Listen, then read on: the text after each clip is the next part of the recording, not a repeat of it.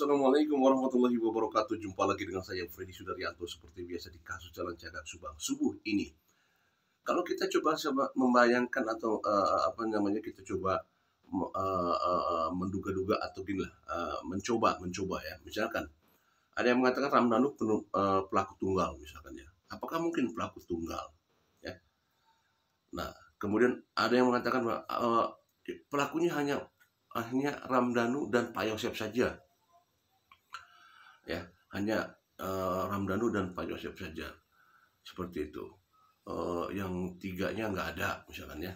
Kemudian apa namanya pelakunya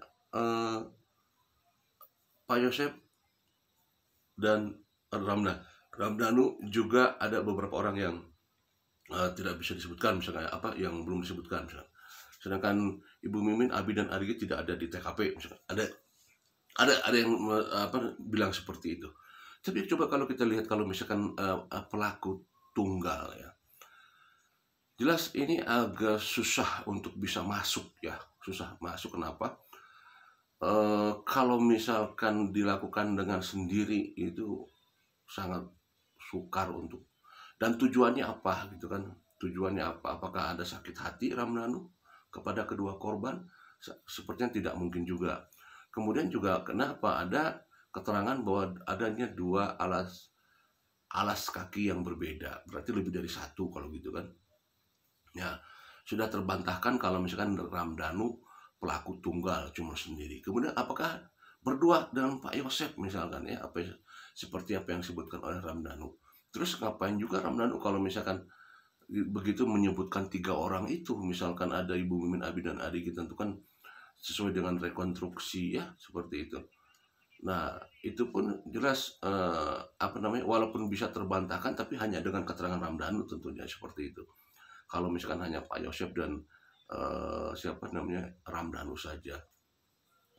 Nah, sekarang begini, saya coba untuk melihat pola-pola seperti apa suka yang Pak Yosep lakukan ya. Kalau Ramdhanu kan tidak pernah menyebutkan orang lain selain Pak Yosep ya, selain Pak Yosep dan Ibu Mimin ya. Kalau Ramdhanu itu tidak pernah menyebutkan yang lain. Tapi kalau Pak Yosep kita sering dengar di media sebelum-sebelumnya pernah mencurigai Yoris, pernah mencurigai Wahyu gitu kan. Artinya Opi, Kosasi pernah disebutkan, termasuk juga Yoris, Yanti ya. Nah, artinya bahwa termasuk bukan hanya itu saja, Pak Yosep juga sempat mencurigai terhadap Ibu Mimin tersendiri malah kan ya. Nah, artinya ada orang-orang yang memang disebutkan oleh Pak Yosep ya, seperti itu.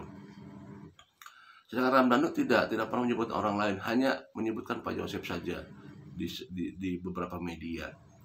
Nah, kalau misalkan seperti itu, apakah memang ini Pak Yosep berusaha untuk memang untuk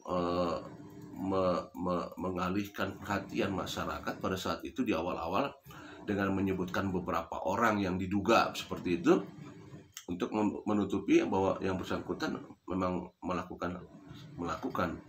Nah, kan ini ada semacam sesuatu pola gitu kan, pola di mana menyebutkan orang lain oleh Pak Yosep gitu kan. Nah, ya sekali lagi bahwa ini adalah hal yang dilakukan yang memang sudah masuk di media ya. Nah, sekali lagi kalau misalkan seperti itu, maka apakah sekarang pertanyaannya, apakah Ibu Mimin, Abi dan Arigi ada di sana? Seperti apa yang disampaikan oleh saudara Ramdhanu. Tetapi sekali lagi bahwa mereka sampai sekarang tidak mengakui ada di sana. Termasuk juga Ibu Mimin juga sampai detik ini masih meyakinkan tidak ada di sana. Sempat kemarin memberikan pesan kepada saya di WA-nya kepada saya pada saat saya membuat status. Saya mengatakan, beliau mengatakan kepada saya masalah olahraga, kemudian juga semoga kita dijauhkan dari fitnah, katanya seperti itu ya. Jadi sampai sekarang Ibu Mimin masih meyakinkan bahwa beliau difitnah gitu ya, bahwa meyakinkan sampai detik ini Ibu Mimin merasa difitnah.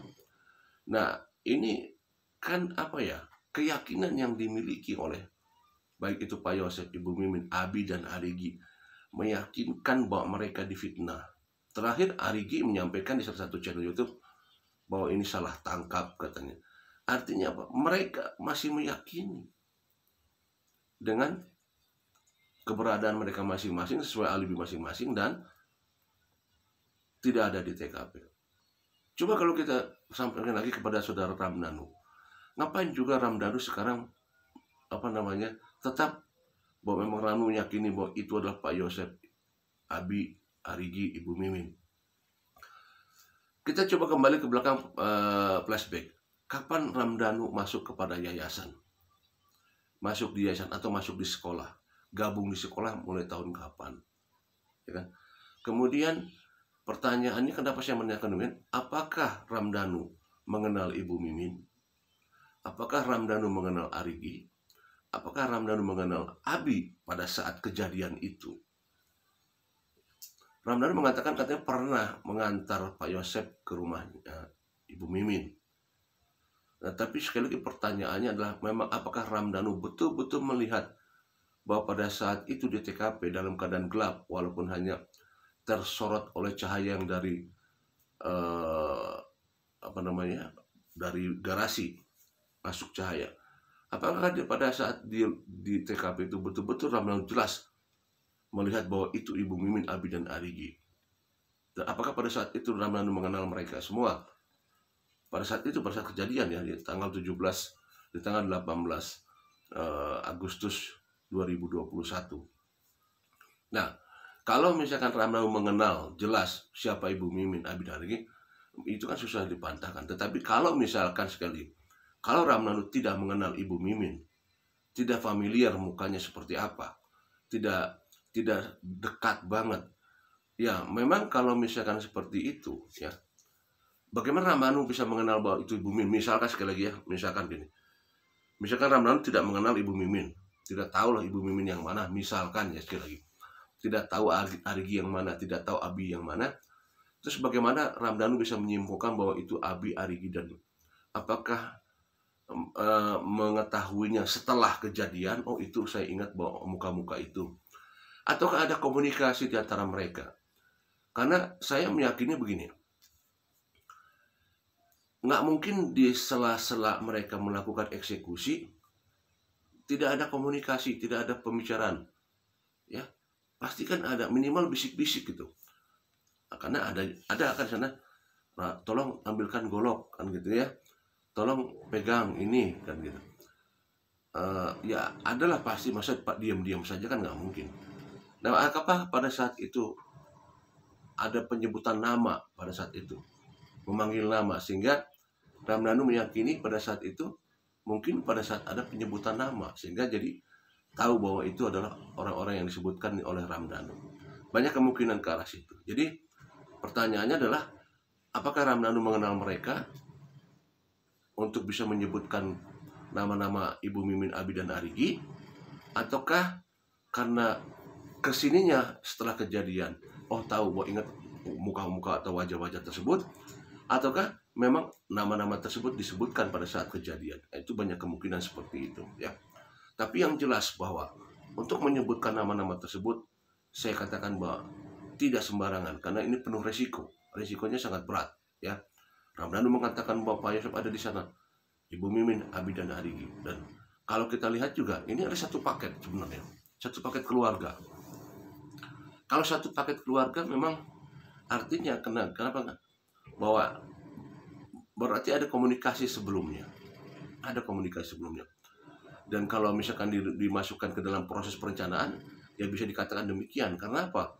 Karena mereka masuk tidak bersamaan, masuk sesuai dengan konstruksi, masuknya dengan waktu yang ada jedanya, kan jadi pertanyaan seperti itu. Mereka masuk dalam waktu yang tidak bersamaan. Lain halnya kalau waktu masuknya bersamaan, niatnya untuk bersilaturahmi, tetapi ini beda waktunya ya.